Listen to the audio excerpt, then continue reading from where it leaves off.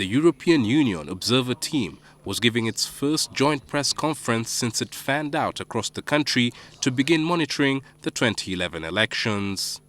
The head of the team, Edward Scicluna, said so far the Uganda electorate had demonstrated a peaceful election process and hoped this would be maintained up to the end. We just hope and pray that it continues to be peaceful. Violence has no place in a democratic country.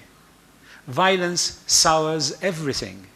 At 102 strong, the EU Observer Mission in Uganda is the biggest ever deployed in its history of observing elections. It comprises both long and short-term observers in the rural and urban areas throughout the country. We're trying to cover as many as the 112 districts as possible.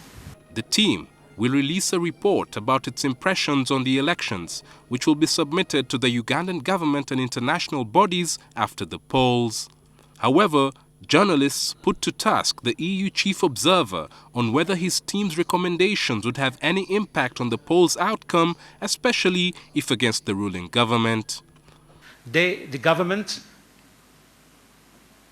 or any government, deals with the outside world.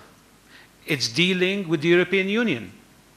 The member states come from the richest countries in the world. The countries has debt. You know, there's a government aid, Millennium Development Goals. There's the IMF to lend money and so on. There's the World Bank and many other UN institutions. They respect our opinion. The mission's mandate is to observe all aspects of the electoral process and check whether they comply with international and regional election standards. Chris Ochamringa, NTV Tonight.